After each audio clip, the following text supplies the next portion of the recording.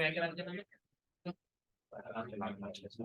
De hecho, la ponente, donde me digáis que quede bien la cámara con quien dice. Sí, queda bien pasar. Además, como la cámara es y la dirige, no hay problema, ¿vale?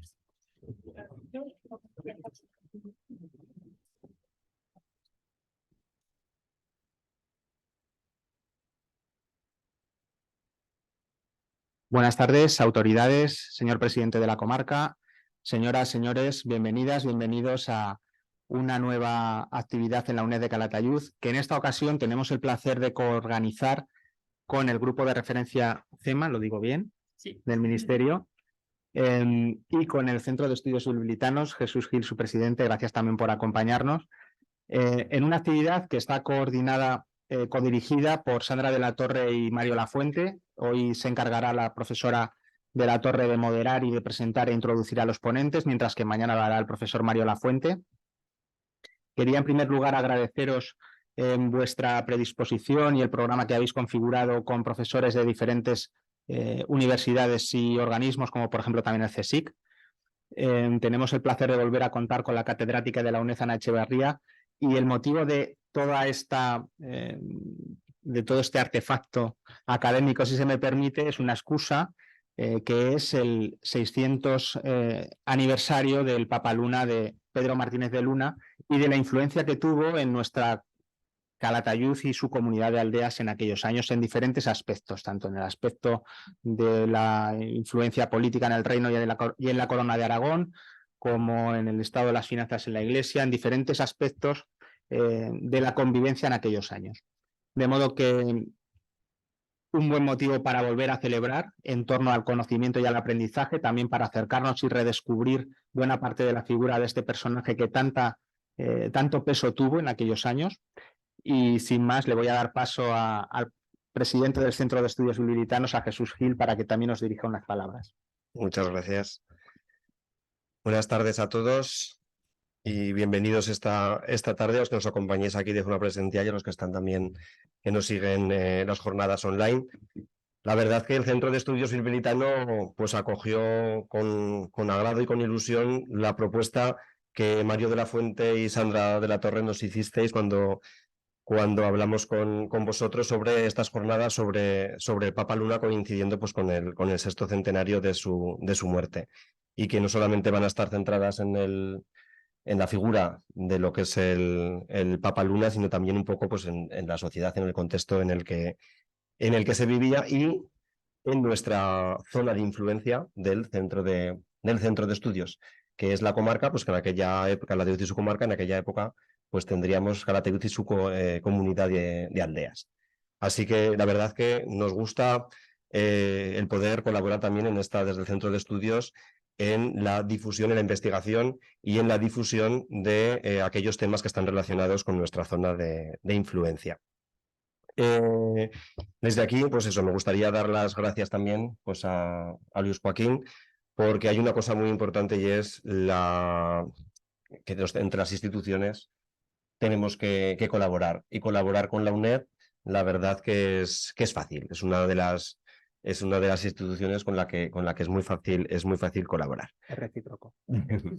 Así que desde aquí pues daros las gracias por toda la difusión y por los espacios y todo lo que tenemos. Y también a los ponentes por aceptar la invitación que tanto Sandra como Mario os hicieron y estar aquí pues en estas 2 jornadas que seguro que van a ser muy interesantes. Comenzamos el año pasado con las primeras jornadas que hicimos en colaboración con Mario de la Fuente, que fueron sobre la guerra de los 2 Pedros, también en la zona de Calatayud y de su influencia. Entonces yo creo pues que estarán tan interesantes como las del año pasado y aprenderemos sobre esta figura del Papa Luna, que para muchos sí que sabemos, algún dato sí que conocemos, pero es verdad que desconocemos muchísimas cosas y su influencia en nuestra comarca, la verdad que fue importante. Así que, una vez más, pues gracias a todos por vuestra asistencia y a los que os habéis dedicado a preparar estas jornadas. Muy bien, tiene la palabra la profesora de la Torre. Buenas tardes a todas y a todos, muchísimas gracias. De nuevo reiterar el agradecimiento a quienes nos acogéis y nos diste la oportunidad de poder colaborar. además de permitir que desde el grupo de investigación CEMA del Gobierno de Aragón y la Universidad de Zaragoza podamos hacer esto que nos gusta de la divulgación, que es una palabra de la difusión, de la transmisión de conocimiento, que es una palabra muy utilizada, pero muy pocas veces transitada, y la verdad es que es un placer poder llegar a esta sala y poder llegar a todas las personas que nos están viendo en directo y en diferido. Y sin más, yo creo que puedo invitar al profesor José Ángel Sesma a unirse a la mesa y darles la bienvenida y que lo disfruten las 2 jornadas. Muy bien, Muchas gracias. Vamos aquí.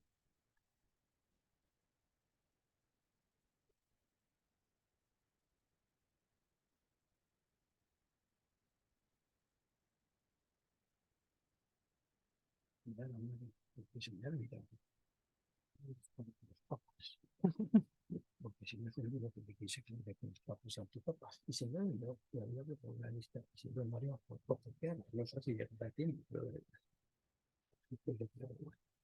Pues lo que quieras, si quieres, no, voy iniciando la presentación.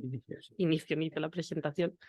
Bien, vamos a empezar con la presentación. Quería pedirle disculpas porque estoy con un caramelo, pero es que me ha dado un ataque de tos y si no, no puedo terminar. Es un auténtico placer poder presentar a quien durante años ha dirigido el grupo de investigación de excelencia CEMA, en el que llevo colaborando también desde 2009. José Ángel Sesma Muñoz se jubiló por la Universidad de Zaragoza en el año 2016 y es actualmente académico de la historia. Su campo de investigación más transitado ha sido el de la economía bajo medieval, como demuestra, y lo quiero mencionar, su última publicación, Oro Blanco, me miro la chuleta, La lana de Aragón en el Mediterráneo medieval, que ya ven que es un tema que trabaja de todo el territorio aragonés. Es un gran conocedor de la acción política aragonesa de finales de la Edad Media, tanto del territorio como de las autoridades de la monarquía, y es autor y responsable de la edición y del estudio de fuentes absolutamente fundamentales para la historia de Aragón, pero también para la historia medieval de la península ibérica, como son las aduanas del reino y las actas de los parlamentos y las cortes aragonesas. Sobre el tema que hoy nos ocupa, en 1994 fue el comisario y también el director del catálogo de la gran exposición dedicada a Benedicto XIII, que conmemoraba en esa ocasión su elección papal. Y en 2011 publicó también la obra de referencia, el Interregno 1410-1412, Concordia y Compromiso Político en la Corona de Aragón. Sin más, les dejo con el profesor Sesma, que nos va a hacer un perfil sobre Pedro Martínez de Luna, apuntes y reflexiones para una nueva biografía. Gracias, Ángel. Muchas gracias a ti, Sandra. Y muchas gracias a Mario, que se ha salido un momento porque me he olvidado de que había preparado una fotocopia con la lista de los papas de todo este periodo, que si no es imposible seguirlos. Hay momentos, como veremos, que hubo 3 papas a la vez. Entonces, bueno, pues ahora vendrá Mario con una fotocopia, porque aún mío me había olvidado. Bueno, digo muchas gracias a Mario, muchas gracias al director del Centro de la UNED, etcétera, etcétera, porque la invitación a venir a hablar de don Pedro Martínez de Luna es para mí una cuestión viva y muy interesante, porque me encuentro con el Papa Luna, data de mi lejana niñez. Mi abuelo, nacido en Illueca y establecido en Calatayud tras pasar la guerra de Filipinas, me hablaba de un paisano suyo, el Papa Luna, del que me contaba muchas aventuras, que para darles mucha mayor credibilidad casi las compartía en su juventud con él. Mi padre fue también mi abuelo muy imaginario, y la verdad es que yo tuve la suerte de convivir mucho con él y me contaba muchas aventuras totalmente inventadas. Pero eso hizo que me quitara la curiosidad por el personaje y que era muy atractivo, y me llevó, que había decidido, como estudioso de la Edad Media, a buscar la raíz y digamos que la realidad despojada de leyendas de la vida de este aragonés, que en unos momentos fascinantes para mí, yo creía amigo y compañero de mi abuelo. Y de ahí vienen los trabajos que dirigí sobre mi vida, los acaba de explicar muy por encima Sandra, y esto hizo que, bueno, pues una vez que empecé a estudiarlo en serio, me llevara pues, a montar esa magnífica exposición, magnífica en todos los sentidos. Publiqué la crónica de su amigo y cronista al partir, y alguna otra cosa que me llevó a, bueno, pues a tener una cierta familiaridad con don Pedro. Hacer una síntesis breve de la vida es difícil. Podríamos estar muchas horas hablando de don Pedro de Luna. Voy a intentar sintetizar al máximo y resaltar las cosas que a mí me han parecido siempre más interesantes o más importantes. Lo primero de todo que yo tengo que decir es la dificultad de fijar la fecha de su nacimiento. Las fuentes no son muy precisas.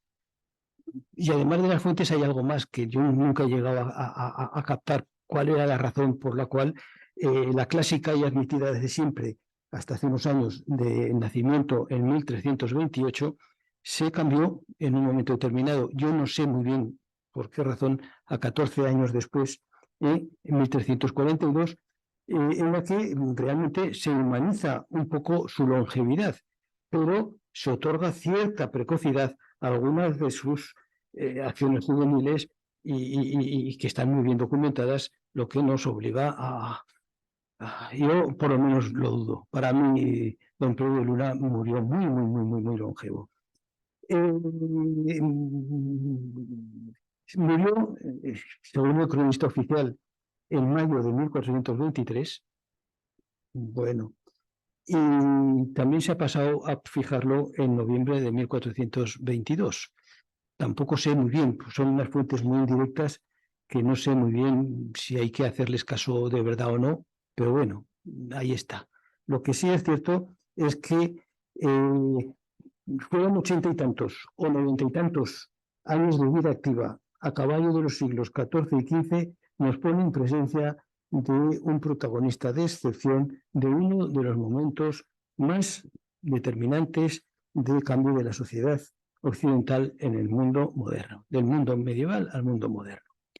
Nació don Pedro de Luna en el seno de una noble familia antigua, relacionada con la monarquía aragonesa, con numerosos parientes muertos al servicio de los reyes, colaborando con la fundación y conquistas de los reyes de Aragón desde sus orígenes en el siglo XI, y que además de guerreros y hombres del rey, contaba con otros miembros que ocuparon puestos destacados en la Iglesia. Sus padres fueron Juan Martínez de Luna, señor de Luna y Mediana, y María Pérez de Gotor, heredera de los señoríos de Illueca y Gotor. Fue el segundo de los 4 hijos del matrimonio, y el hecho de ser el segundón y de que su hermano mayor cubriera las expectativas militares de la familia, orientaron desde joven a Pedro hacia la cultura y la Iglesia. Se trasladó a Montpellier, en cuya prestigiosa Universidad de la Corona de Aragón se doctoró en leyes y en decretos, es decir, en derecho civil y canónico, y ejerció la docencia ya en 1362. Vean los años, o tenía 20 años o era un portento. Tenía más de 20 años o era un portento, porque empezó la docencia en la Universidad de Montpellier en 1362.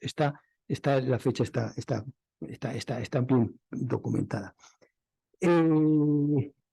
Se instaló, cuando terminó todo este ciclo de la universidad, en Avignon, sede del papado tras su salida de Roma, y recibió las órdenes menores y el subdiaconado, pero no celebró misa hasta llegar al papado. En estos mismos años, exactamente en 1367, estando en Illueca, acompañó a Enrique de Trastámara, el futuro Enrique II de Castilla, en su huida tras la derrota sufrida en Nájera ante su hermanastro, el rey Pedro I, guiándolo a través del Pirineo hasta Francia y poniéndolo a salvo. Este episodio tendrá una trascendencia importante en el inmediato futuro, por ser el inicio de una buena relación de la familia Luna con la dinastía castellana Trastámara. que se refleja en que uno de ellos, don Álvaro de Luna, famoso Álvaro de Luna, llegó a ser condestable del rey de Castilla, y que la influencia de la monarquía castellana favoreció la llegada de nuestro protagonista primero al cardenalato y luego al papado, mientras que un nieto de ese Alfonso llegó a reinar en Aragón como Fernando I, tras el compromiso de Caspe, en gran medida gracias al apoyo del propio Benedicto XIII.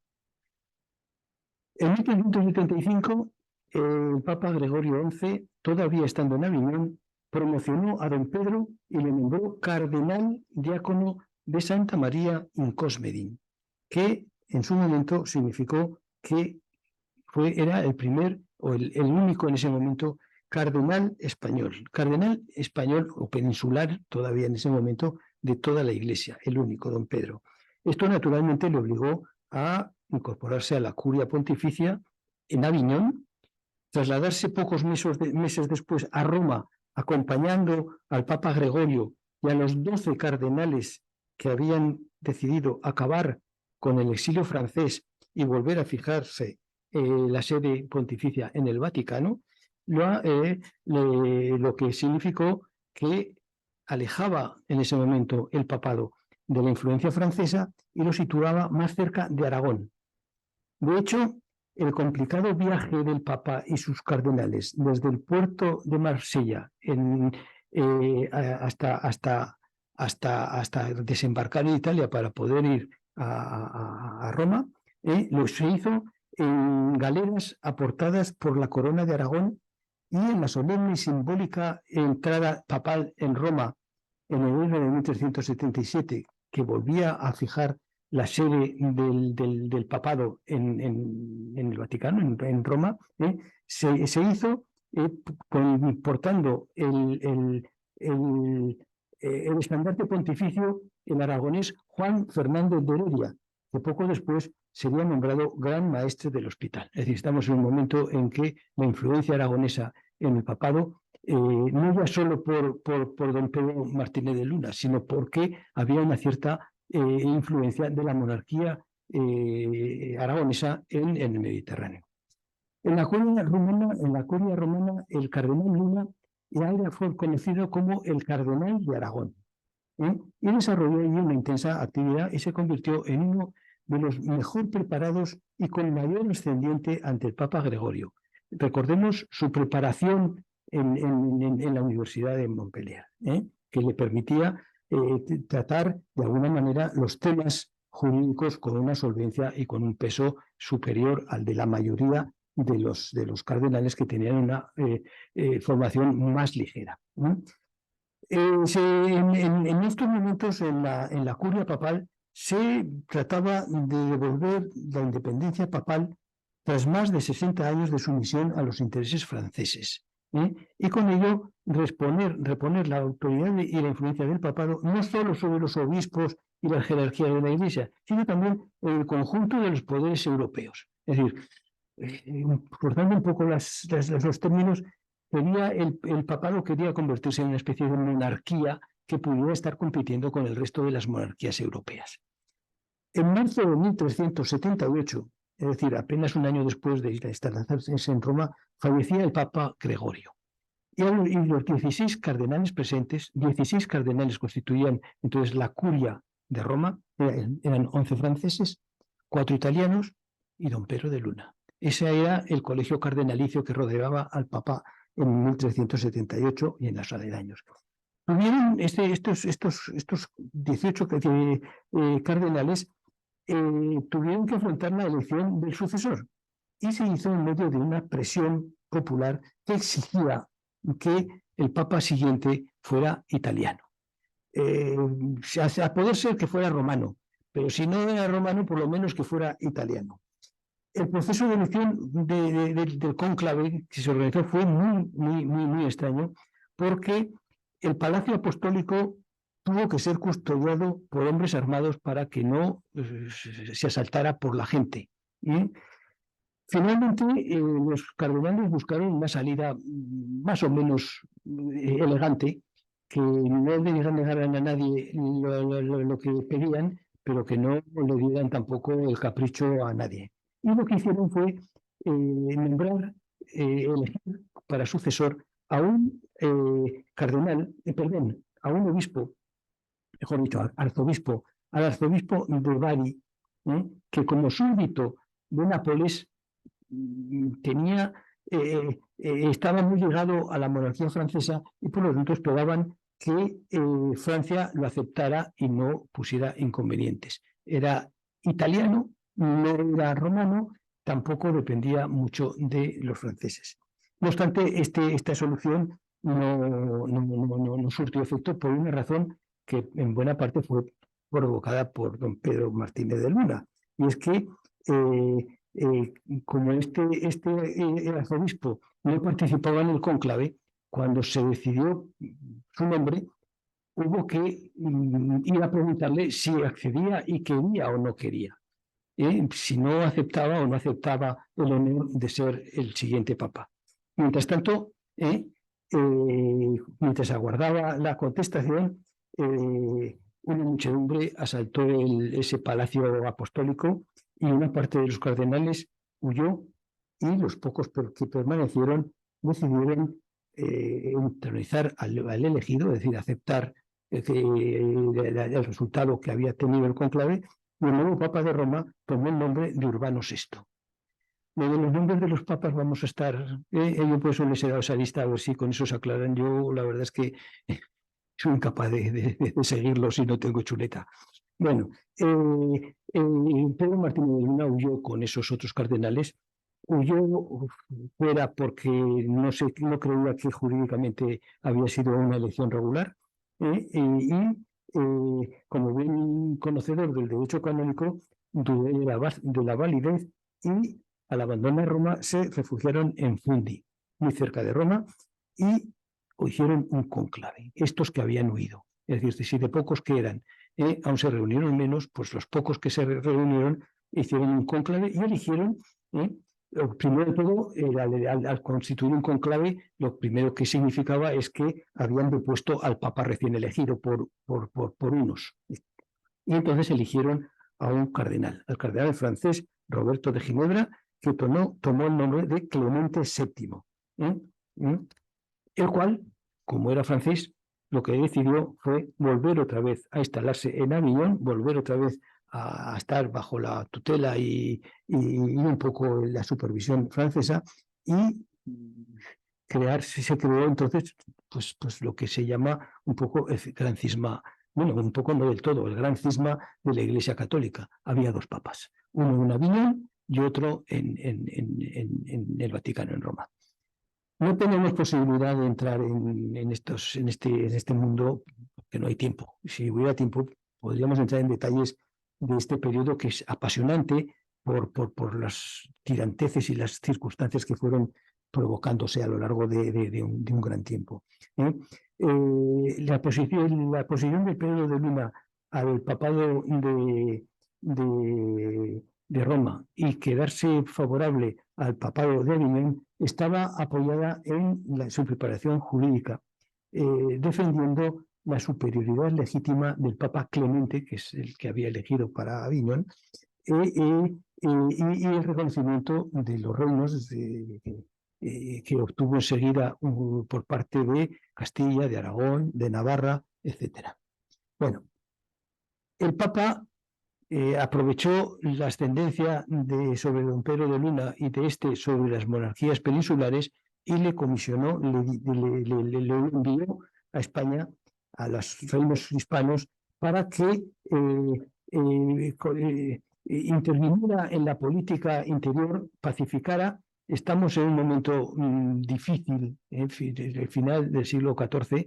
Ustedes han visto el año pasado esa guerra de los dos Pedros y esas cosas que ocurrieron, y además para intentar que los reinos hispanos reconocieran al Papa de Aviñón.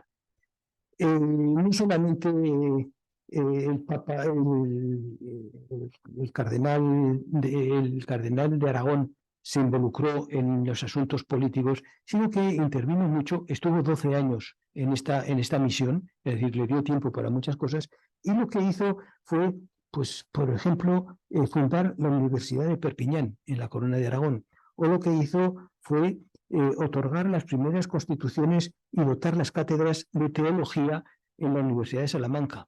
Todavía hay un recuerdo de con su efigie en la puerta de la Universidad de Salamanca reconociendo esto.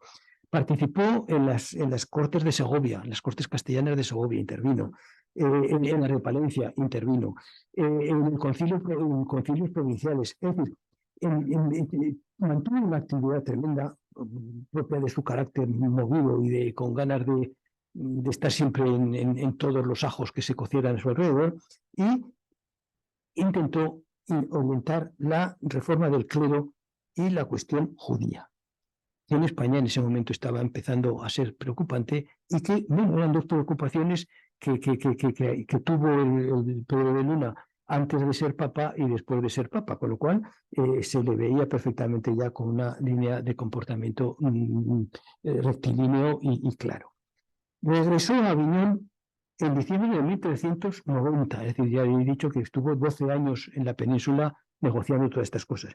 Y un par de años después, el Papa lo envió también a hacer lo mismo como legado a Francia, Flandes e Inglaterra, para ver si se reconocía lo reconocían como Papa, y entonces pues prácticamente se agotaba el cisma. Y los resultados fueron muy poco satisfactorios, así como en la península fueron rotundamente claros en su favor. En Francia, en Flandes y Inglaterra no surtieron efecto. Es decir, se mantuvo o se quedó claro la existencia de dos papas, cada uno según los intereses propios y procurando el poder del pontificado que fuera favorable a su propia monarquía. Es decir, cada uno eso. Y esto hizo que se barajaran dos vías para anular o para controlar el cisma, que estaba ya siendo durante varios años un problema para la mentalidad y para la sensibilidad de todos los poderes de Europa. Había dos vías, y con esto voy a ser muy sintético porque si no nos complicaremos mucho la vida. Una era la vía Cesionis, que la impulsaba Francia y la Universidad de París, que aspiraba a que ambos papas, los dos papas elegidos, renunciaran al papado, y los cardenales eligieran un único papa ya para toda la Iglesia. Entre los cardenales todavía había mayoría francesa, y esto se veía claro cuál era la intención. Y con esta fórmula, además, lo que se intentaba era que se ponían a los cardenales por encima del pontificado. Es decir, el colegio cardenalicio mandaba más que el papa, porque decidía cuál iba a ser el papa. Bueno. Don Pedro de Luna no era partidario de esta opción, por supuesto, sino que él defendía una que se llamaba, o que se suele denominar, la vía justitiae, la vía de la justicia, que era, bueno, pues consistía en que ambos pontífices se reunieran con sus asesores, con sus cardenales, con su colegio correspondiente, y discutieran entre sí los derechos de uno y de otro, se llegaran a un acuerdo y se quedara uno de los dos como papa elegido por consenso de los dos papas existentes. Esta solución la defendía don Pedro de Luna, no le seguía a nadie. A nadie le interesaba esa cuestión. Lo interesante era que los cardenales franceses mandaran. Bueno, al no haber conseguido ninguno de estas soluciones, la política europea entró en un proceso de cierta corrupción o de cierto problema de estabilidad. Y entonces don Pedro de Luna, muy digno, regresó a Aviñón, se apartó de los legados que le habían encomendado, a comienzos del año 1394, y según su biógrafo, al que yo creo, porque lo he traducido y lo he leído y lo he transcrito, Y su intención era renunciar al cardenalato y recluirse en alguna de las canonjías de la Corona de Aragón que tenía concedidas y sin ninguna discusión. Sin embargo, bueno, cosas del destino, pocos días después de que él llegara a Roma, a Aviñón, perdón, moría el Papa Clemente, moría inesperadamente. Bueno, todas las muertes son inesperadas, pero en este caso tenía 40 y pocos años de edad y no parecía que fuera a morirse tan pronto. Entonces murió de muerte natural y el día 28, unos días después, por unanimidad, el cónclave designaba al cardenal de Aragón como su sucesor en la silla de San Pedro en la obediencia de Aviñón. Estamos a 28 de septiembre de 1394. Al elegirlo se le reconocía como el más decidido luchador para acabar con la división de la Iglesia, lo cual era cierto, pero no a cualquier precio, puesto que solo estaba dispuesto a aceptar la vía que él consideraba legítima, que era la vía de la justicia, y no la vía de cesionis, que era la que imponía una renuncia al papado. Para él no se podía renunciar al papado. Bueno, entonces, en poco más de 3 años, desde que lo nombraron papa, la posición del Papa Luna se deterioró a nivel internacional de forma alarmante. Es decir, de ser la esperanza de la salvación de la división de la Iglesia a constituirse, a ser considerado como un perturbador que impedía alcanzar la solución, provocando en su contra una reacción organizada desde sobre todo la corte francesa y la Universidad de París, que en cuestión de meses supuso que los 18 cardenales que tenía a su alrededor lo abandonasen, se instalaran en un lugar próximo a Aviñón, se le robaran y se llevaran consigo el sello papal, es decir, el símbolo de autoridad, y numerosas escrituras que el papa tenía. El Palacio de Aviñón se convirtió entonces en un recinto prácticamente aislado del mundo. Le quedaron 6 cardenales de todos los que habían compuesto su colegio cardenalicio y un grupo de servidores. A Pedro de Luna ya no le nombraban como papa, nadie de Europa le llamaba papa, y se le empezó a acusar desde los púlpitos de perjuro, tirano, hereje, nigromante, soberbio, que a lo mejor lo era, avaricioso, que no lo creo, y se puso en marcha una maquinaria de descrédito que durante siglos ha ocultado en buena medida su comportamiento real. Es decir, en este momento se crea una leyenda negra sobre el Papa Luna que arrastró durante mucho tiempo. Sucesivamente le retiraron la obediencia a las monarquías de Francia, de Inglaterra y de Castilla.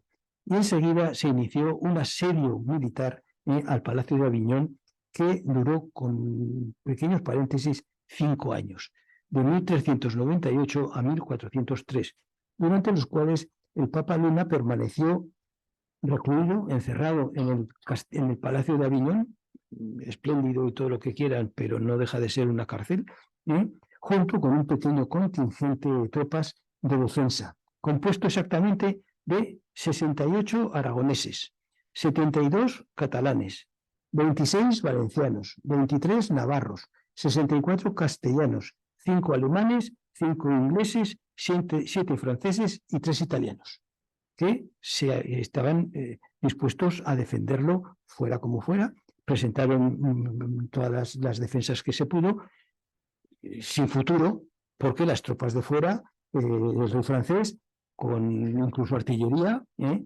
cercaban el palacio, no dejaban entrar ni salir a nadie, y lo hacían más para evitar que saliera Benedicto XIII, que era más peligroso fuera que dentro, y que no tuvieron ninguna intención de asaltarlo, ni destruir el palacio, y mucho menos tomarlo prisionero o matarlo, porque las consecuencias podían haber sido mucho peores que dejarlo ahí encerrado en el Palacio de Aviñón.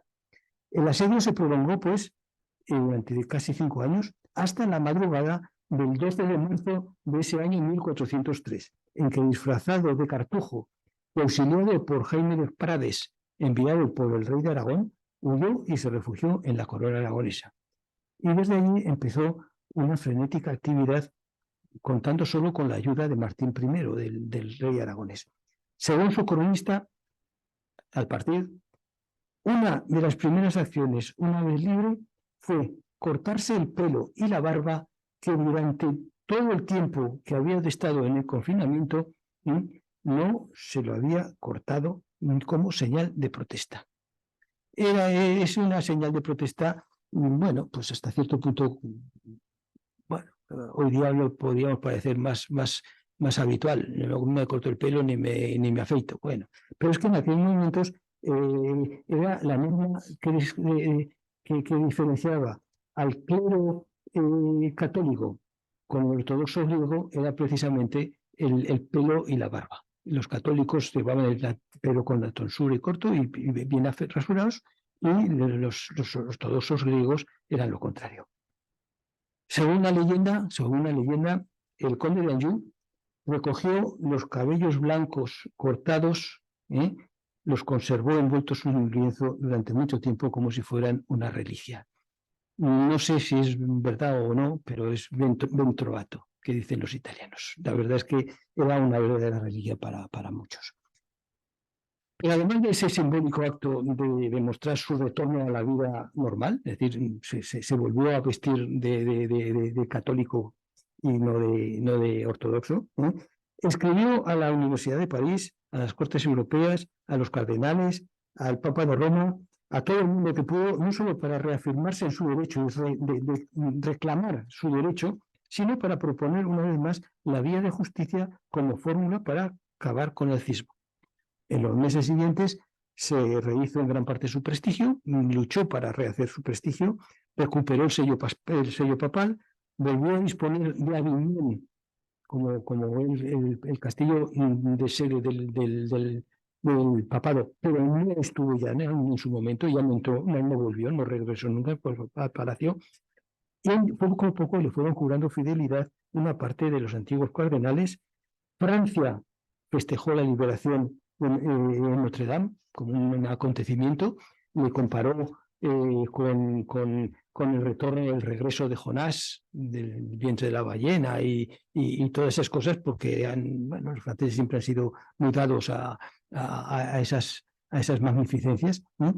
Y el Papa Luna lo que hizo fue concentrarse para, a partir de entonces, lograr entrevistarse con el Papa de Roma, Inocencio VII, que había sucedido a Bonifacio IX en Roma, que había muerto en el intermedio, y desde 1404 intentó sin éxito la reunión.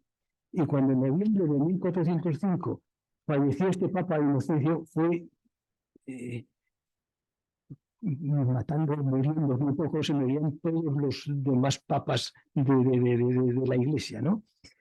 Pues cuando llegó en 1405, falleció Inocencio, Benedicto propuso a los cardenales de Roma que esperasen a tomar una decisión a que él acudiera a Roma y entonces, entre todos, nombrar un solo papa, por supuesto él, que fuera la unión de todos los cardenales.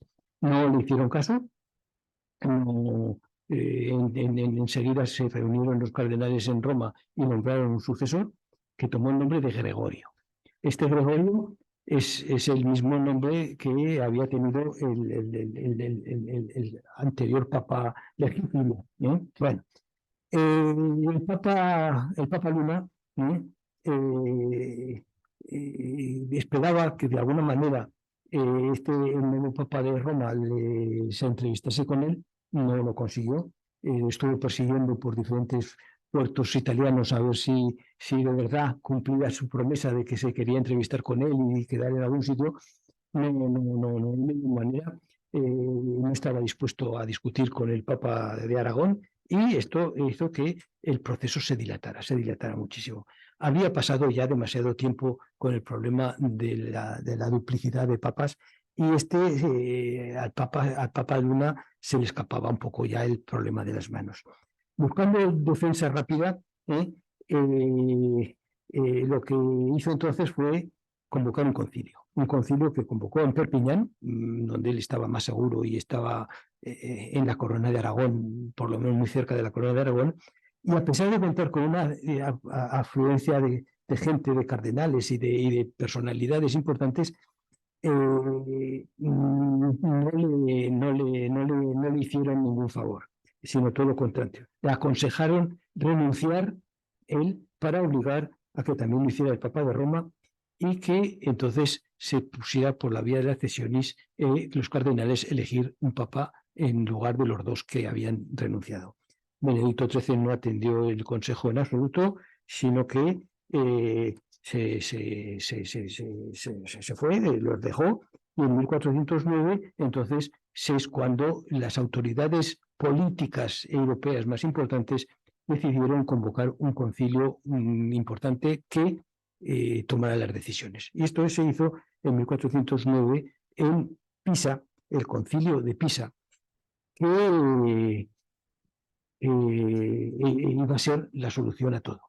Ninguno de los dos pontífices apareció en Pisa, a pesar de que los habían convocado con urgencia y con todos los seguridades y demás.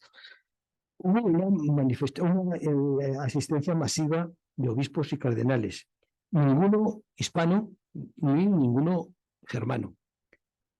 Más que un concilio, la Asamblea de Pisa tuvo un carácter de tribunal para justificar mediante la condena de la actuación de los papas las decisiones de anular sus nombramientos y que con ello minar bastante la autoridad del pontificado. Ambos papas fueron por unanimidad considerados contumaces por no asistir y se redactó un acta en las que se les acusaba, entre otros delitos tanto fantásticos, de herejía, concluyendo con una condena de deposición pronunciada oficialmente y su expulsión de la Iglesia. El concilio se prolongó durante varios años, culminó con un cónclave que eligió como Papa único al arzobispo de Milán, Pietro Filargi, que tomó el nombre de Alejandro V, siendo reconocido sucesivamente por Francia, algunos principados alemanes, Florencia, Siena, Venecia, Inglaterra. Bueno, no sé de qué sirvió este concilio, porque el Papa, de alguna manera, el papado de alguna manera se fue hasta cierto punto perjudicado, porque ya no había un cisma con dos papas, había un cisma con tres papas, el de Aviñón, el de Roma, el nombrado en Pisa, y esto no tenía ningún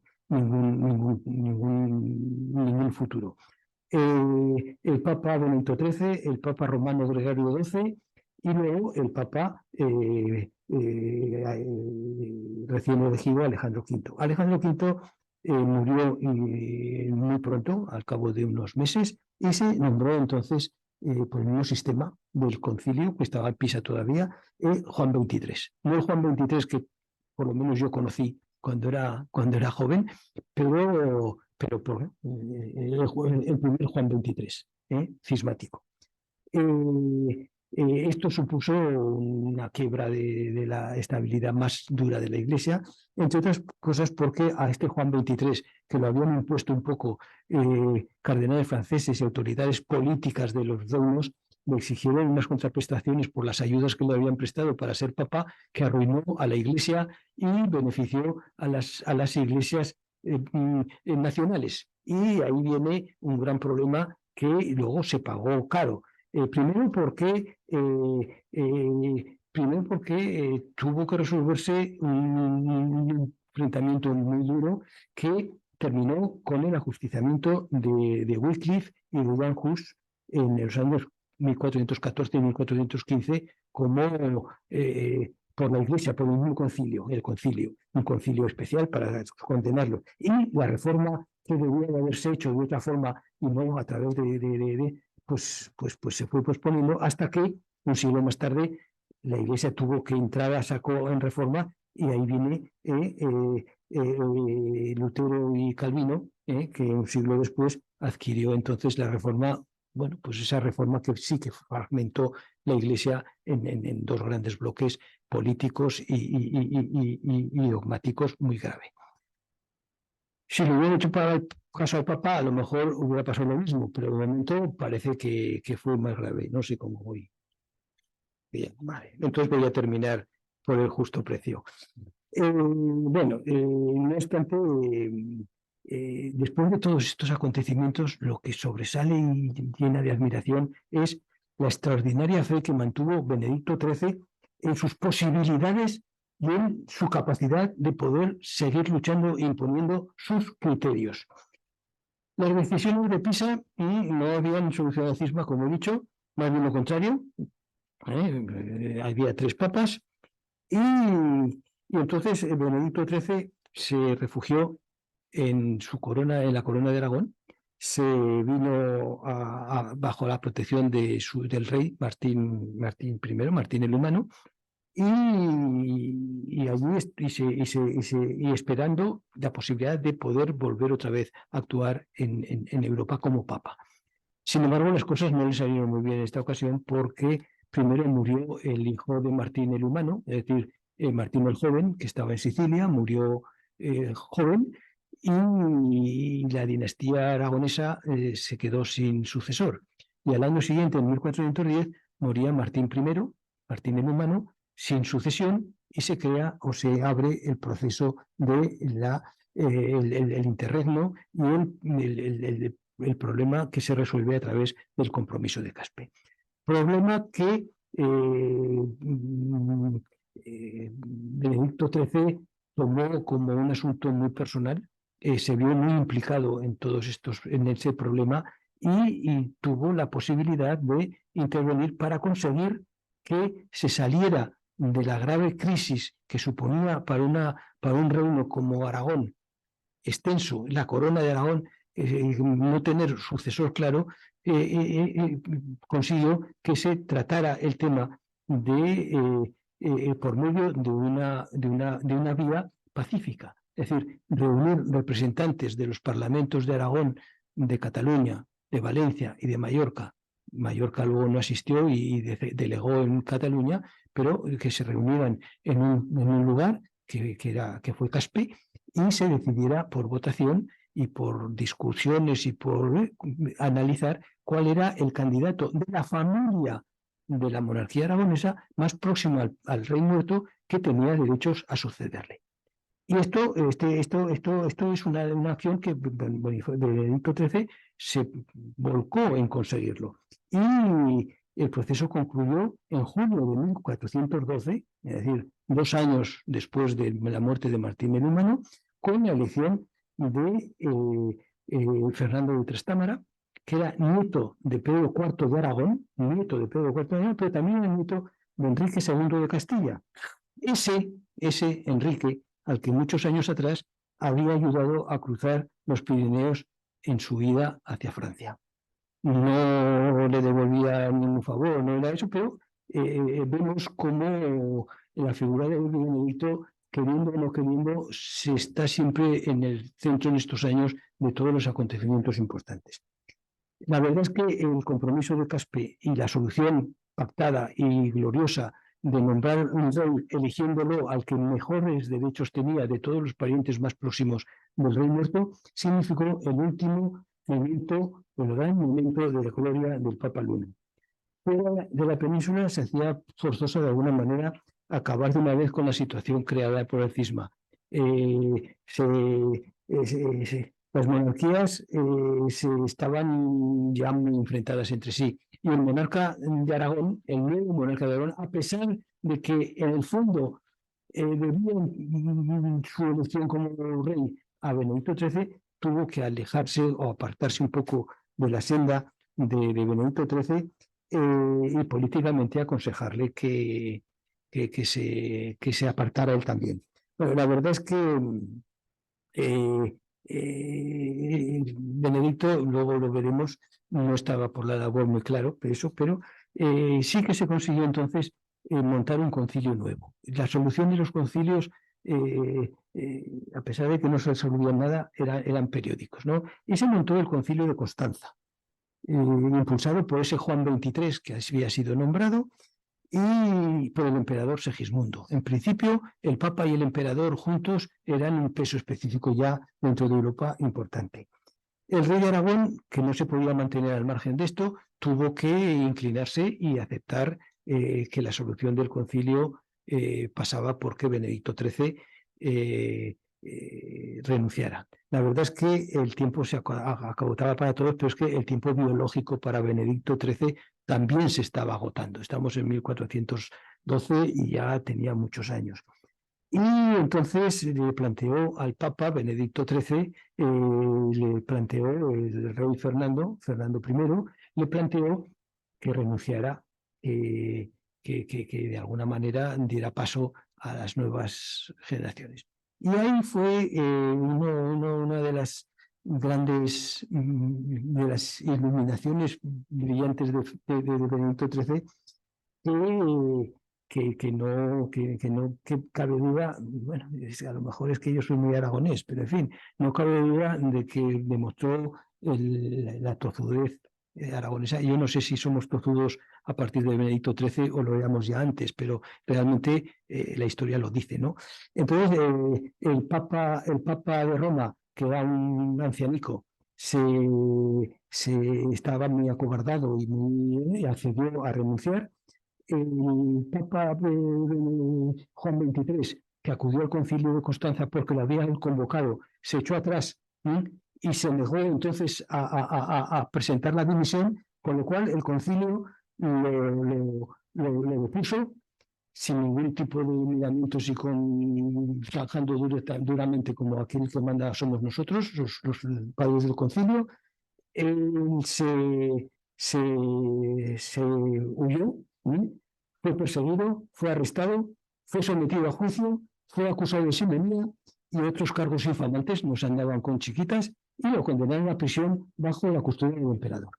Y Benedicto XIII, al ver esto, se aferró todavía más a su idea, pero no la idea de la justicia que había, la vía de la justicia que había defendido hasta entonces, sino se agarró a la idea o al método que habían propuesto sus contrarios, a la vía de la cesión, y que significaba que todos los papas renunciaran. Habían renunciado a los dos, y no quedaba más que él.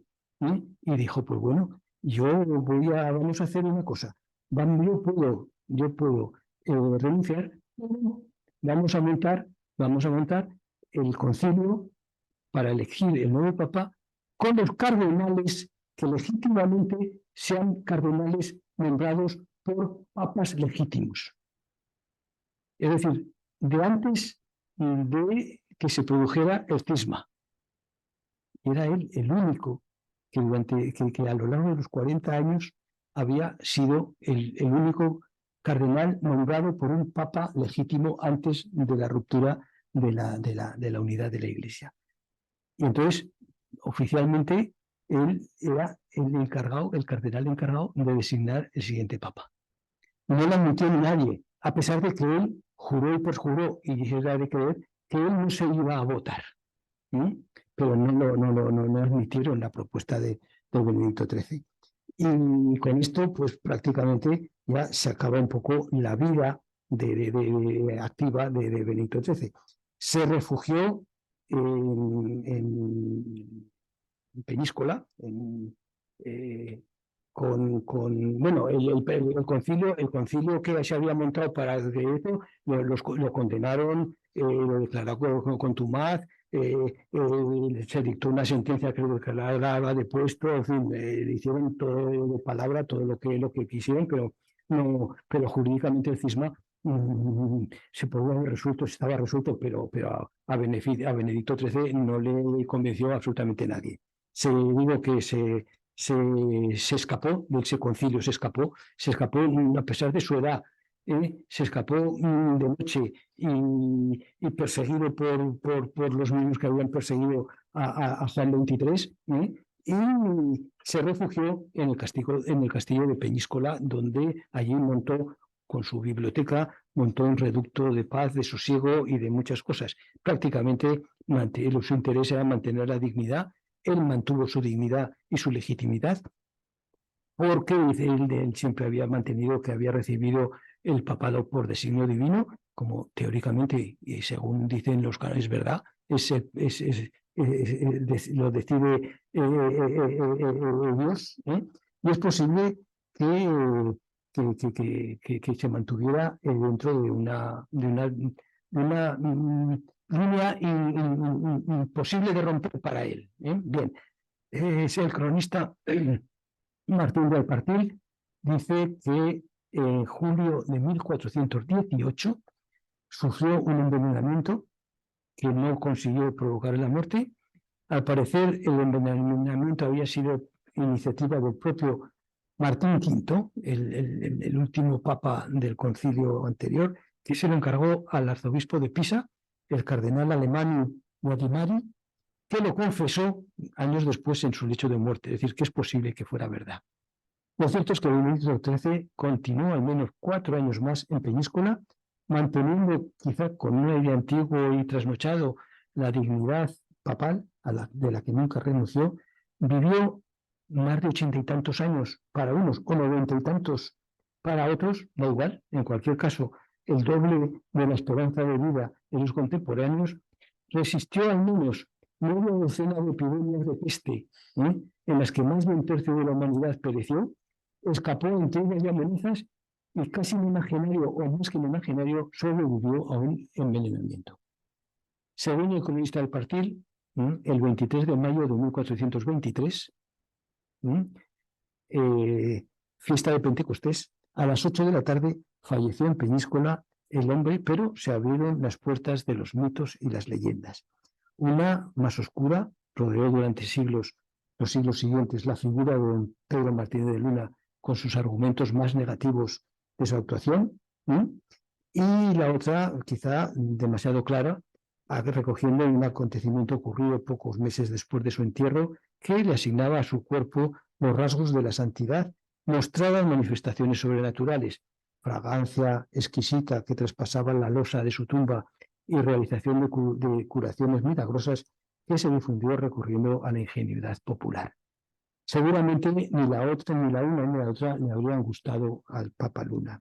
Para él simplemente fue Papa, algo que tan solo han conseguido ser menos de 300 personas de todas las nacidas después de Cristo, y lo fue en un tiempo en que más de uno pugnaba por serlo y muchos pretendían restarle grandeza y soberanía al título.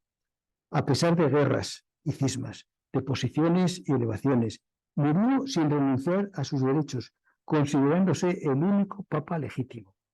Aunque se le considera como antipapa, hasta mediados del siglo XVIII no se atrevieron a usurparle el nombre, siendo un Orsini romano el que lo adoptó. La historiografía más reciente se inclina a favor de la legitimidad de la línea aviñonense, lo que da la razón a ese prolongado mantenerse en sus 13, con el que todavía se le recuerda. Ha sido el único papa aragonés. Muchas gracias por su atención.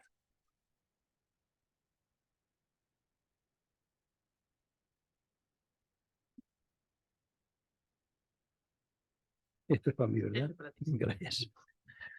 Bien, muchas gracias. Y a continuación del doctor Sesma, invito a subir a la mesa a la doctora Ana Echevarría Arzuaga.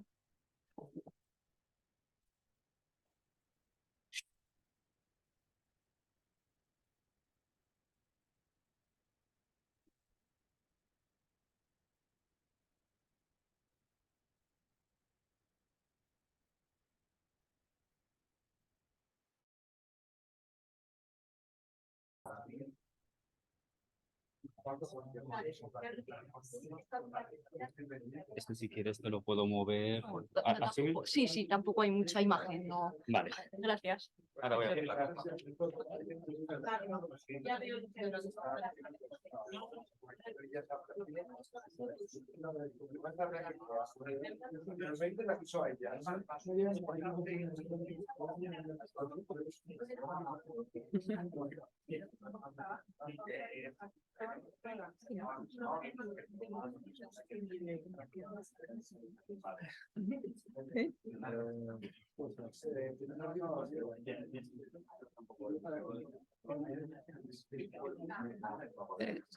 Si les parece, continuamos con la sesión porque llevamos, diciéndolo de una manera sutil, mal de horario, apretados de horario. Entonces retomamos las sesiones.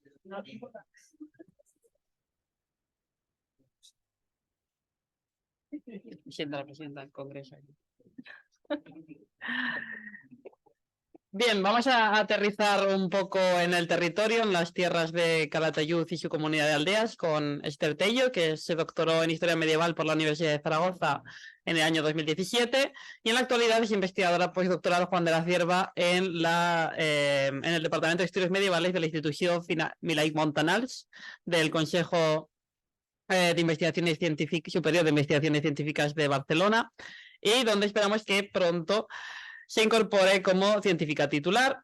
Ha sido investigadora postdoctoral en la Escuela de Roma del CSIC y en la Universidad de Valencia, y sus investigaciones giran en torno a la contribución eclesiástica, por eso las guiños de la doctora Echevarría a la ponencia de la doctora Tello, en la Corona de Aragón bajo medieval, y a temas relacionados tanto con la hacienda regia como con la fiscalidad y las finanzas bajo medievales, fruto de lo cual es muy buena conocedora de la documentación y de los archivos de la Iglesia, que todavía hoy siguen ofreciendo ciertas dificultades a nuestro conocimiento. Hoy nos va a presentar una pequeña muestra de un trabajo, creo que en curso, para explorar los niveles de riqueza de la Iglesia en Calatayud y su comunidad de aldeas. Te cedo la palabra. Muchas gracias, Sandra, por la presentación, y gracias también a los dos, a Sandra y a Mario Lafuente, por contar conmigo para este curso, y gracias también a la UNED por la maravillosa acogida. Y bueno, también agradecer a José Ángel Sesma y a Echevarría la amplia introducción que habéis hecho, porque así me permite a mí también ir aterrizando en Calatayud de forma más rápida.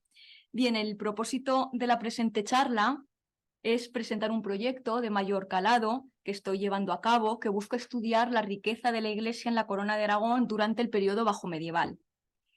Este foro de Calatayud me permite explicar el proyecto, centrándome en Calatayud y su arcedianato, y por extensión en la antigua diócesis de Tarazona, territorio, como vamos a ver ahora mismo, con unas características bastante particulares.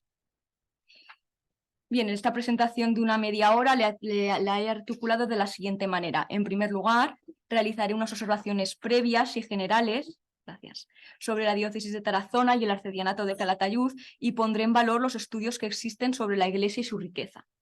En segundo lugar, haré un recorrido sobre cómo se estructuraba la fiscalidad eclesiástica y pontificia en la Corona de Aragón durante el pontificado de Benedicto XIII y cómo afectaba en particular al arcedianato.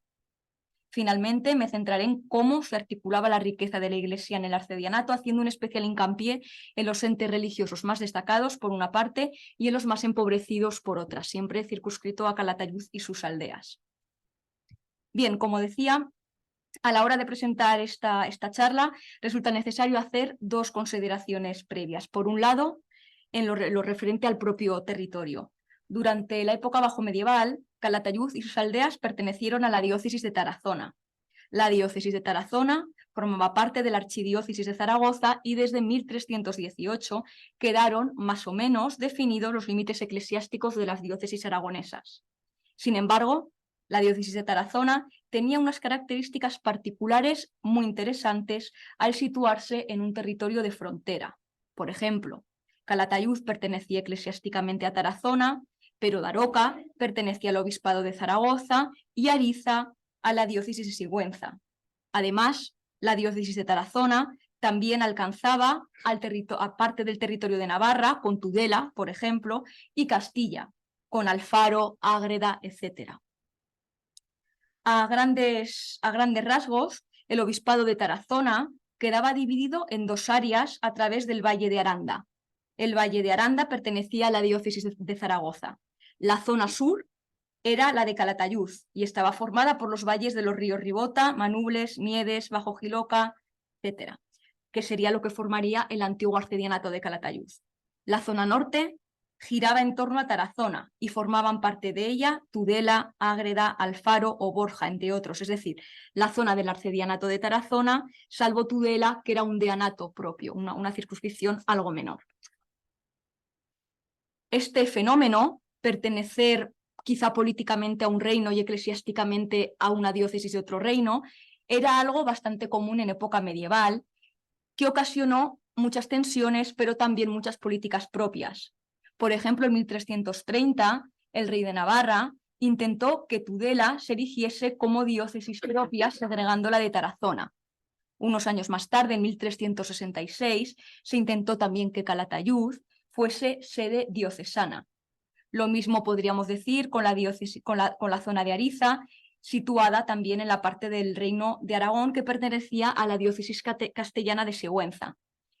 En ningún caso estas iniciativas prosperaron totalmente y habrá que esperar al siglo XV y a época moderna para ver cambios notorios en los mapas diocesanos. Hoy la diócesis de Tarazona la componen 5 arciprestazgos: el Alto Jalón, el Bajo Jalón, Huecha, Tarazona y Calatayud, y está compuesta por 37 localidades. Por otro lado, el estudio del arcedianato de Calatayud, desde un punto de vista sobre todo eclesiástico, va ligado a la figura de Ovidio Cuella Esteban, nacido en Valdealgorfa y fallecido en 2019. Buena parte de sus trabajos estuvieron ligados a la diócesis de Tarazona y a las fuentes parroquiales de la zona. En particular, su tesis, defendida en 1977, se tituló El arcedianato de Calatayud en los tiempos del Papa Luna. Su gran obra, El Bulario de Benedicto XIII, en 6 volúmenes, publicada por la Institución Federal Católico y en acceso libre, da buena muestra de su labor como documentalista historiador, y todos los que nos dedicamos al tema eclesiástico, bueno, esta fuente es parte de nuestra cabecera. Teniendo pues en cuenta este marco, conviene introducirnos ya en el tema. Durante la Edad Media, la Iglesia constituía a grandes rasgos una institución universal, que se situaba por encima de reinos, señoríos u otras entidades políticas. La sociedad medieval consideraba que el culto divino y la salvación del alma eran una de sus principales prioridades. Este hecho implica que la institución eclesiástica acumulase una enorme riqueza procedente de todos los rincones del territorio y de todo el entorno social. Esta riqueza que acumulaba interesó, pues, a los monarcas y al papado.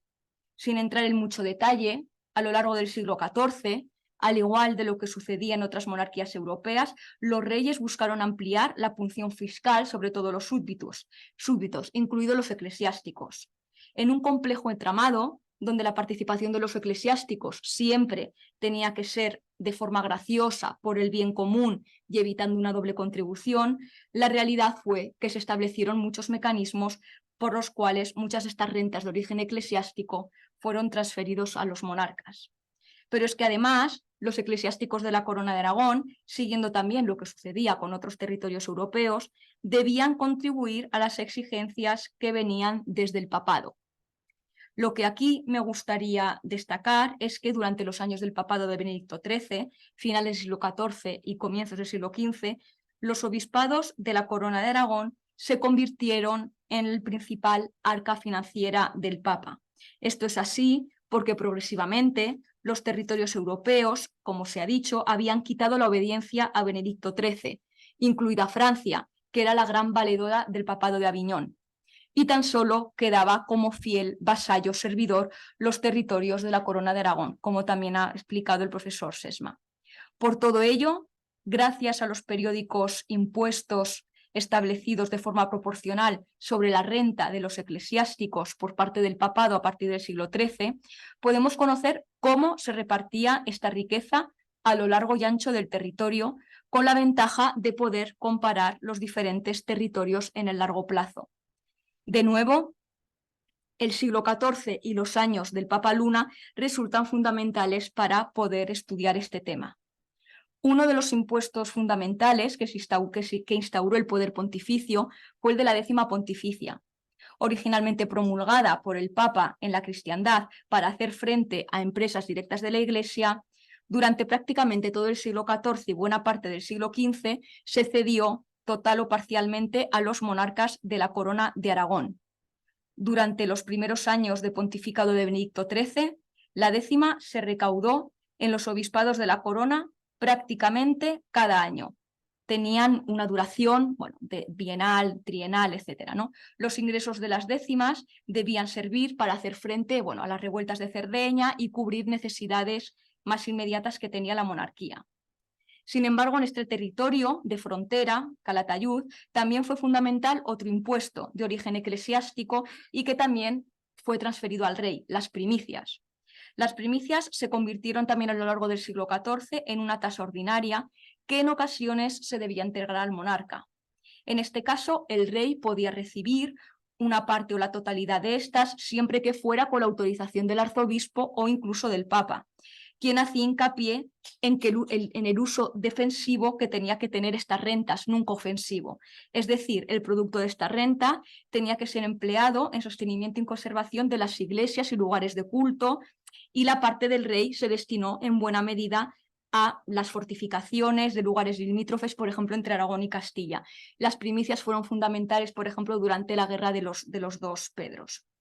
Bien, podríamos seguir nombrando muchas más exacciones y podríamos repasar también cómo se constituían las arcas de la Cámara Apostólica, que, como ha dicho también la profesora Ana Echevarría, estaban bajo mínimos, pero me quiero centrar sobre todo en el tema de las décimas, ya que son los impuestos que mejor nos permiten conocer y explorar la riqueza de la Iglesia durante la época medieval.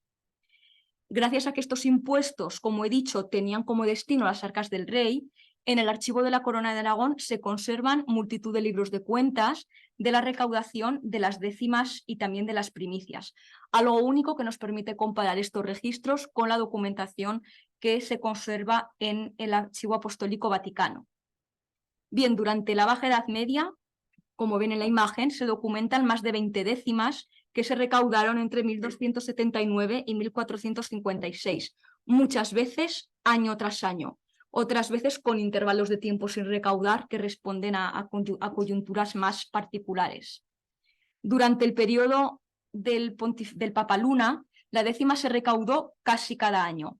Esto es así porque Benedicto XIII concedió décimas encadenadas a los monarcas Juan I y Martín I, ya que, recordemos, la Corona de Aragón era el principal nutriente del papado en este periodo. Y en este caso, la décima se repartía entre el papa y el rey, es decir, 2/3 de la recaudación iban a parar al rey y 1/3 de la recaudación iba a parar al papa y a las arcas pontificias. Pero, ¿por qué es interesante analizar estas fuentes para estudiar la distribución de la riqueza de la Iglesia?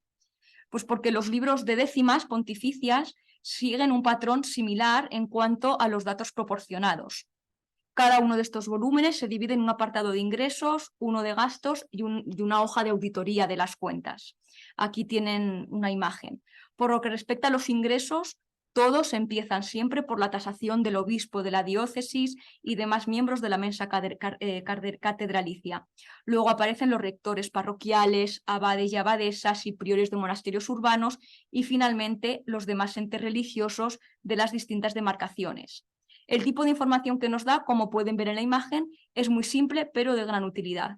En el cuerpo central del documento aparece el nombre y el tipo de beneficio tasado, es decir, si es una parroquia, un monasterio, un beneficio menor, una capellanía e incluso en alguna ocasión el nombre del eclesiástico. A ello le sigue la renta estimada de su riqueza, en libras, sueldos o dineros. En una fila a la derecha, la cantidad pagada de forma efectiva de la décima, es decir, el 10% de esta renta estipulada. Y en el margen izquierdo, en ocasiones nos constan anotaciones que indican en muchos casos las causas de exención, ¿no? de por qué no pagaban el impuesto. Muchos casos en el caso del arcedianato de Calatayud, como luego veremos. Para el tema que aquí nos ocupa, los libros referentes a la diócesis de Tarazona comienzan siempre con la tasación del obispo, el capítulo de la Iglesia de Tarazona y demás entes religiosos del arcedianato. Después aparecen los entes eclesiásticos del arcedianato de Calatayud, comenzando por Calatayud y después sus aldeas. Acaba con las referencias a los entes religiosos situados en el deanato de Tudela. En numerosas ocasiones también se incluían en estos libros de cuentas los entes religiosos de órdenes militares, aunque en este caso solían tener una contribución aparte y no siempre nos dan información. Sea como sea, las posibilidades que ofrecen un estudio de estas características son enormes. Y veamos un pequeño ejemplo de ello. En primer lugar, una lectura atenta de estos libros de décimas a finales del siglo XIV, he hecho una media, nos permite saber cuánto se recaudó del impuesto de la décima en la Corona de Aragón en general y en la diócesis de Tortosa y el arciprestazgo de Calatayud en particular.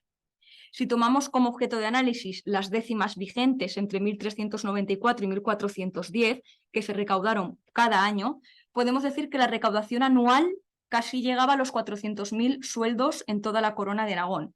Por archidiócesis, obviamente, la provincia de Tarragona recaudaba aproximadamente el 79% del total, mientras que la cesaragustana el monto quedaba en torno al 21%. Esto es lógico, porque la provincia de Tarragona estaba compuesta por todos los obispados catalanes, más Valencia y Mallorca. Por diócesis, la situación varía un poco. La diócesis de Girona, Barcelona, Tarragona o Zaragoza fueron los lugares donde más se recaudaba la décima, con cantidades cercanas anuales a las 35.000 o 40.000 sueldos. Por el contrario, diócesis como Segovia-Albarracín, Tarazona o Huesca se situaban en la parte baja de la colecta. Dentro de Aragón, como es lógico, la diócesis de Zaragoza acumulaba el 57% del total de la riqueza, Huesca un 22% y la diócesis de Tarazona un 18%. En particular, la diócesis de Huesca y de Tarazona contaba con un número muy similar de centros eclesiásticos que estaban tasados por la décima, aunque el obispado de Huesca era ligeramente superior territorialmente hablando al de Tarazona. Dentro de la diócesis de Tarazona, como hemos dicho, estaban el arcedianato de Tarazona, el arcedianato de Calatayud y el deanato de Tudela. Con los datos disponibles podemos decir que anualmente en la diócesis se recaudaban en torno a 10.000, 14.000 sueldos anuales en este arco de tiempo. Y en particular, en el arcedianato de Calatayud, la recaudación pues, suponía prácticamente el 42% de toda la recaudación de la diócesis. Y contaba con unos 99 entes eclesiásticos. De todos modos, lo que nos interesa también destacar es que su recaudación, como se puede ver también en la imagen, fue continua y homogénea durante todo el periodo, y en especial durante la segunda mitad del siglo XIV. Esto hacía que la décima pontificia recaudase en el dinero en la zona que se recaudase, daba una gran seguridad a la monarquía. Lo percibido tenía que servir en buena medida para hacer frente a las necesidades propias del monarca y, en el caso del papado, a los gastos propios del cisma y de las necesidades imperiosas que estaba las arcas pontificias. En estos casos, en la documentación, siempre se aluda a eso, ¿no? Que la parte que tenía que ir destinada a la Cámara Apostólica la iba a utilizar Benedicto XIII en solucionar el gran problema del cisma. Bien, las fuentes analizadas nos permiten también extraer varios datos sobre la diócesis en concreto y el arcedianato. Esto, como ha dicho la profesora Sandra de la Torre, es un trabajo en curso, entonces, bueno, vengo aquí a mostrar pues, algún dato particular, ¿no? En primer lugar, sabemos que a finales del siglo XIV el obispo de Tarazona era Fernando Pérez Calvillo y que debía pagar a la décima unos 1.000 sueldos anuales, algo menos de lo que pagaba el obispo de Huesca. Sin embargo, no contribuyó a la décima porque era cardenal y tenía privilegio pontificio. Lo mismo ocurrió con el arcediano de Calatayud, el representante del obispo en la zona, que tenía unas rentas asignadas bastante menores, unos 180 sueldos, pero que tampoco tributó a la décima. Sin duda, que el Papa en este momento fuese Benedicto XIII hizo que gran parte de la jerarquía aragonesa tuviera privilegios y exenciones. En Calatayud, como ven en la imagen, bueno, el deán y el capítulo de la Colegiata de Santa María la Mayor tenían una tasación estipulada de unos 500 sueldos. Lo mismo que el prior de Santo Sepulcro, la iglesia Santa María de la Peña unos 165 sueldos, y etcétera. Más allá de la pequeña muestra que les pongo en la imagen, lo que me interesa destacar es que si tomamos como observatorio Calatayud y su arciprestazgo, podemos decir que el 65% de la contribución de la décima o la contribución teórica, ¿no? La cantidad con la que estaban tasados los eclesiásticos era de Calatayud, ¿no? Del núcleo de Calatayud, y el 35% de sus aldeas. Eso obviamente es porque bueno, pues la jerarquía eclesiástica de Calatayud tenía una tasación mucho mayor. Finalmente, otro fenómeno que quiero poner de relieve y que se puede estudiar con estas fuentes es que había centros religiosos, como he dicho, que no contribuían a la décima. Esto sucedía o bien porque tenían algún privilegio o bien porque eran pobres. Así, por un lado, quedaban exentos los entes religiosos, al frente de los cuales había algún cardenal, como ya hemos nombrado, y los centros de órdenes militares, ya que en teoría contribuían de otra forma a las arcas pontificias. Por otra parte, están aquellos eclesiásticos que no pagaban porque sus beneficios eran pobres. Y esto es muy interesante en un territorio como el que aquí nos referimos. ¿Por qué? Porque ya hemos dicho que a la vez que la décima, los eclesiásticos pagaban otras tasas para la defensa del territorio de la zona, como las primicias. Se documenta que, por ejemplo, desde 1391, los eclesiásticos del Arcedianato de Calatayud concedieron durante 10 años ininterrumpidos las décimas al monarca para que fuesen destinadas a la reconstrucción de castillos, murallas y fortalezas. Sin embargo, a finales de la década, fueron bastante los religiosos que se dirigían al obispo de Tarazona o incluso hay alguna carta al Papa para decir que estaban agobiados por las elevadas cargas fiscales y que se les eximiese del pago de la décima o se les rebajase la tasa. En alguna ocasión esto resultó. Son soluciones puntuales en las que el pago de la décima se reducía y esto se iba haciendo cada vez más común en los obispados de la Corona de Aragón y de Castilla. Y también va un poco vinculado con lo que ha comentado antes la profesora Echevarría de la devaluación de las rentas eclesiásticas. A partir de 1407 se decidió bajar la tasa contributiva en toda la Corona de Aragón, ¿no? Es un momento fundamental. Pero bueno, en relación con ello, aquí he hecho una pequeña muestra. No pagaban la décima por pobres, por religiosos empobrecidos durante este periodo.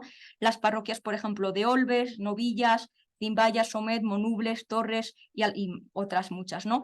Como saben, muchos de estos territorios estaban ya o lo serán poco después, despoblados. Por ejemplo, Monubles, en el término de Ateca, se despoblará en el siglo XV. Y al finales del siglo XIV tenía una sentencia del colector general de la décima para no pagar el impuesto por estar empobrecido. O Somet, muy empobrecida también al final del siglo XIV y que también aparece ya como despoblada a mitad del siglo XV. Como digo, también esto es un trabajo en curso que hay que ir añadiendo más lugares. Bien, con estos ejemplos breves tan solo quiero señalar las posibilidades enormes que tiene el estudio de la contribución eclesiástica desde el punto de vista espacial. Más allá de una contribución más general, como hemos visto al principio, también se puede analizar contribuciones más concretas, ¿no? Como en este caso en el Arcedianato de Calatayud. En primer lugar, un análisis como este nos puede ayudar a conocer la geografía eclesiástica de la Corona de Aragón y de las diócesis de Tarazona, tal como hemos mostrado, ¿no? Esto es esencial si queremos conocer y profundizar en la distribución de la riqueza de la Iglesia. Gracias a la proliferación durante los últimos años de nuevas líneas de investigación dedicadas a estas cuestiones, se puede comprobar cómo un análisis seriado de los libros de tasas, de eclesiásticas, de los libros de décimas que les he mostrado al principio, nos puede aportar información muy relevante sobre la composición del clero, sobre la riqueza de la Iglesia, etc. Y también, por supuesto, abrirlo a temas que de momento no he dado el paso, pero lo haré en un futuro, espero que próximo, a temas como el de las advocaciones, la religiosidad popular o incluso el tema del propio patrimonio eclesiástico en los territorios, ¿no? El patrimonio abandonado, el patrimonio oculto, ¿no? Vinculado al tema de los despoblados.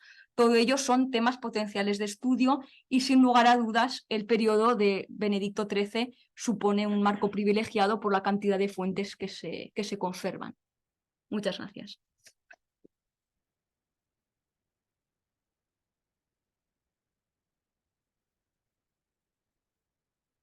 Bien, muchas gracias, Esther, especialmente por tu concisión y claridad, igualmente, que nos ha visto perjudicada por ello en tu exposición. Con la exposición de la doctora Tillo Hernández acaban las intervenciones. No sé si quieren subir los intervinientes, a lo mejor el doctor Sesma va más justo de tiempo, ¿puede subir? Sí. Si quieren subir aquí, yo casi me voy a bajar. Y para si hay alguna pregunta en la sala que puedan formularla con el micrófono. ¿Hay alguna pregunta? Me sugiere el doctor Sesma. Sí, hay un micro por aquí. Pues si quieren subir. ¿Estaban obligados a pagar aparte de la chica? Ah, bueno. A Aviñón, ¿estaban obligados a pagar también a Roma o no? Bueno, claro, en este caso es Aviñón porque el Papa es el Papa de Aviñón. Cuando el papado está en Roma, pagan a la Cámara Apostólica de Roma. Ya, pero como no estaba, quiero decir, no estaba, digamos, oficialmente como Papa, los otros no les, o sea, les respetaban que no pagasen. Sí, claro, es que Aragón es Aragón, obediente. la Es Corte de obediencia. Aragón era obediente a Benedicto XIII. Para ellos el Papa, el antipapa era el Papa de Roma. Entonces, Ya, claro, ya. no. Pero digo, igual a ellos pasaban por encima de todo eso y les exigían, decía yo, pensaba igual. Mandaban cartas, pero no, oficialmente no. Hola, soy Hacienda. Vale, vale, gracias. Sí,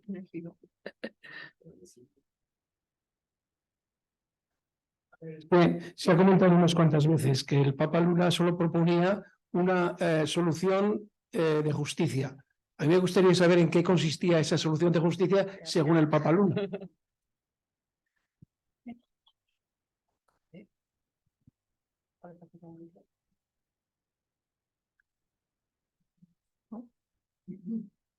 Sí, una de las soluciones que se proponía era que los dos papas renunciasen a su cargo, a su papado, a su potestad, y fueran los cardenales los que eligieran el sucesor. Pero que los dos papas se anularan mutuamente, o si se anularan voluntariamente. Benedicto XIII lo que dice es que en lugar de que sean los cardenales los que elijan luego, lo que tiene que hacerse es una reunión de los dos papas con sus equipos y demás, discutirlo, hablarlo, llegar a un compromiso, y que de allí, en esa reunión de los dos papas en funciones, saliera el que se considerara beneficiado o con mayor derecho, pero que fueran los propios papas los que optaran y opinaran cuál era el que realmente tenía que, por justicia, continuar en el papado. Es decir, evitar por todos los medios que los cardenales eran cargos muy políticos, es decir, cada uno tenía su propia dependencia de su propio monarca, que los cardenales se impusieran a la voluntad de los papas elegidos. Bueno, en realidad se llamaba justicia, como se podía llamar de otra forma. No, la justicia la ponían ellos.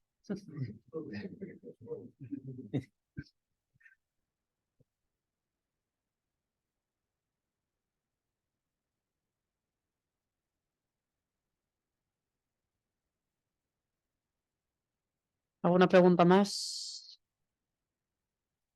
Pues si les parece...